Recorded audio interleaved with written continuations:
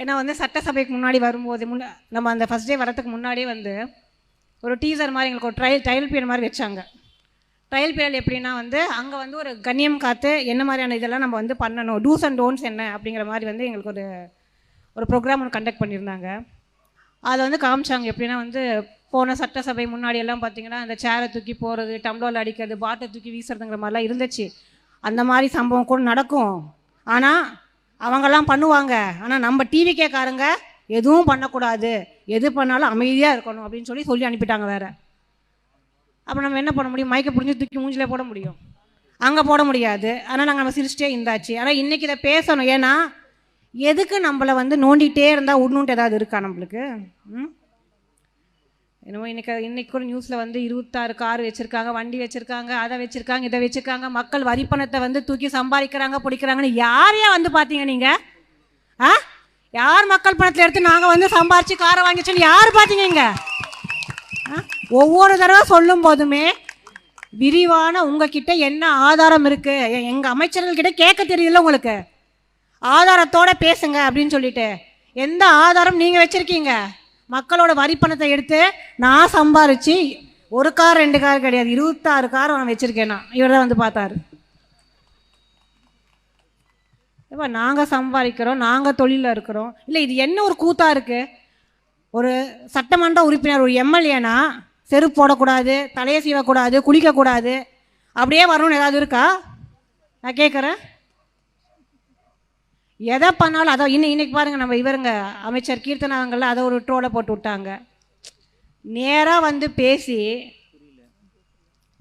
கட்சிக்கோ மக்களுக்கோ ஒரு சரியான பதில் சொல்ல முடியாத நீங்கள் அப்படி தான் பொம்பளைங்க பற்றி பின்னாடி தான் புறம் பேச தான் தெரியும் உங்களுக்கெல்லாம். வேறு என்ன தெரியும்?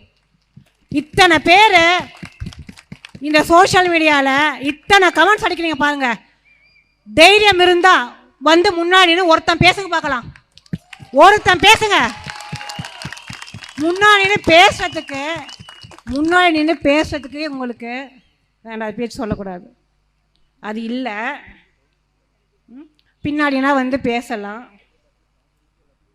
ஒரு வந்து இவங்க இப்படி இருந்துக்கிட்டு வீட்டுக்குள்ளே ஆட்களை வந்து சரி செய்யாமல் வீட்டையும் காப்பாற்றுறதுக்கு யோகிதை கிடையாது. இவங்க நாட்டை காப்பாற்றுறாங்களாம். அதை எந்திரிச்சு நான் அதை சொல்லிவிடுவேன், நீங்கள் அதை பார்த்து தான் பண்ணுவீங்களா, நீ இதை பார்த்து தான் பண்ணுவீங்களான்ட்டு. அவங்க வீட்டிலேருந்து நம்ம யார் எதிர்கட்சி தலைவர் இருக்கார் இல்லைங்களா, இப்போது அவங்க வீட்டிலேருந்து கூப்பிட்டு ஜெயிப்போமா இல்லையா அப்படின்னு சொல்லிட்டு கேள்விகள் வருது. அவங்களாம் வீட்டிலேருந்து துரத்திடுவாங்க போல இருக்குது. ஏன்னா அவங்க வந்து ஜோசியம் பார்க்குறாங்க இல்லையா. நீ போய் உங்கள் வீட்டில் கேளப்பா, உங்கள் வீட்டில் இருக்கக்கூடிய பெண்களை கேள்ப்பா. அவங்க கூப்பிட்டு என்கிட்ட பேசுனாங்கப்பா, நான் ரெக்கார்டு வச்சுருக்கேன்ப்பா, நான் ரெக்கார்டு வச்சுருக்கிறேன், பேசின ரெக்கார்டு நான் வச்சுருக்கிறேன். உங்கள் வீட்டிலேருந்து யார் பேசுனாங்க, ஜெயிப்போமா இல்லையான்னு சொல்லிட்டு கேட்டது நீங்கள். இப்போ இன்றைக்கி வந்து நீங்கள் வந்து நாங்கள் நாத்திகவாதி, நாங்கள் வந்து ஜோஷன் ஜாதகத்தை வந்து நாங்கள் நம்ப மாட்டோம் அப்படிங்கிறீங்க. முதல்ல உங்கள் வீட்டில் இருக்கக்கூடிய ஆட்கள் திருத்துங்க, அப்புறம் நாட்டில் இருக்கவங்களாம் நீங்கள் அட்வைஸ் பண்ணலாம். பேசாமல் இருக்கிறோம், பொறுமையாக இருக்கோம் அப்படின்னா போட்டு நம்மளை வந்து நோண்டிகிட்டே இருக்கிறாங்க. சரி ரைட்டு, இந்த வந்து அழகான பொம்மை அப்படின்னாங்க. இந்த அழகான பொம்மை கொஞ்சம் ஆபத்தான பொம்மையும் கூட. அதனால் தூரம் நின்று மூஞ்சிக்கு தெரியாமல் பேசிக்கோங்க. மூஞ்சிக்கு முன்னால் நேரில் வந்தேன்னா அழகான பொம்மை வந்து அப்புறம் என்ன ஆடுங்கிறது அப்புறம் தெரியும். அன்றைக்கி வந்து பேசும்போது சரியான கோபமான சரியான கடுப்பாயிடுச்சு. சரி பேச முடியாது, பொதுக்கூட்டத்தில் யார் கேட்பாங்க? இதெல்லாம் தூக்கி டெலிகாஸ்ட் பண்ணுங்கள், தாராளமாக பண்ணுங்கள். எங்கள் தலைவர் கூட எங்களை கேட்க மாட்டார். ஏன்னா அவருக்கே தெரியும் எந்த அளவுக்கு போட்டு ட்ரோலை தள்ளிட்டு இருக்கிறாங்க அப்படின்னு சொல்லிட்டு.